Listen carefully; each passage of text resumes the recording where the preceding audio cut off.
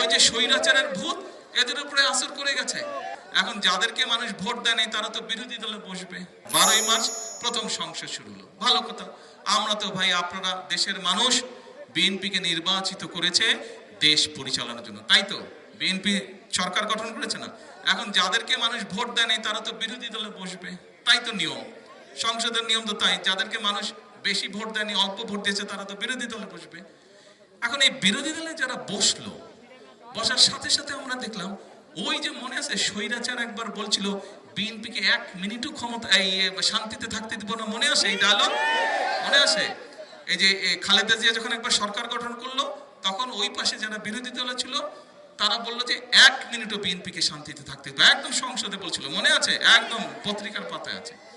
ও বাবা, আমরা দেখি যে এখন যারা বিরোধী দলে বসছে এরাও একই কাজ শুরু করে দিয়েছে। ওই যে স্বৈরাচারের ভূত এদের উপরে আসর করে গেছে, এদের উপরে আসর করে গেছে।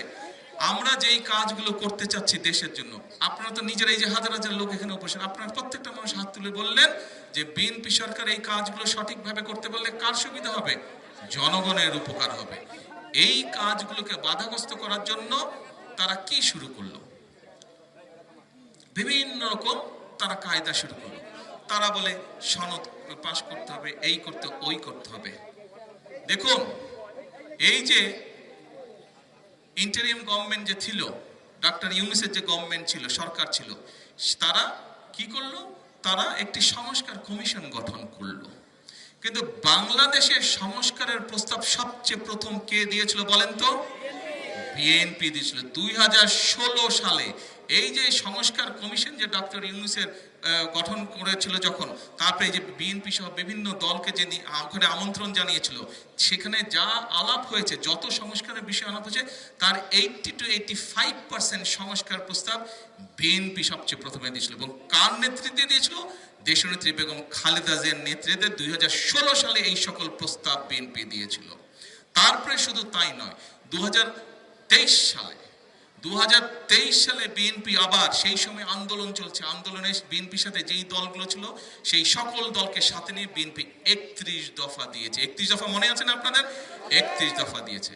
আমাদেরকে যখন সেই সংস্কার কমিশনের দাওয়াত দেওয়া হলো, ভাই আমরা যা করব আমরা জনগণের সামনে একদম জোর গলায় বলেছে যে আমরা এই করব, যাতে আমরা দ্বিমত পোষণ করি।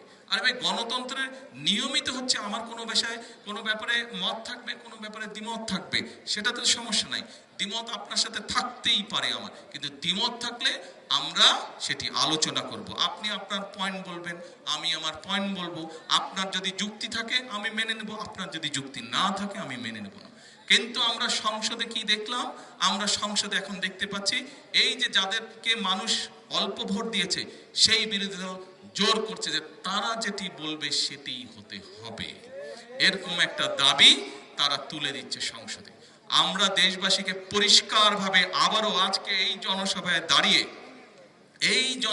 দাঁড়িয়ে পরিষ্কারভাবে আমি আপনাদের সামনে, এবং এখানে মিডিয়া আছে, মিডিয়ার মাধ্যমে সমগ্র দেশের মানুষকে বলতে চাই পরিষ্কারভাবে, যেই জুলাই সনদ আমরা সংসদের দক্ষিণ প্লাজায় ডক্টর ইউনূস যখন ডেকেছিল সনদ সই করার জন্য, সবচেয়ে প্রথমে বিএনপি গেছিল, বিএনপি জুলাই সনদ সই করে এসেছে।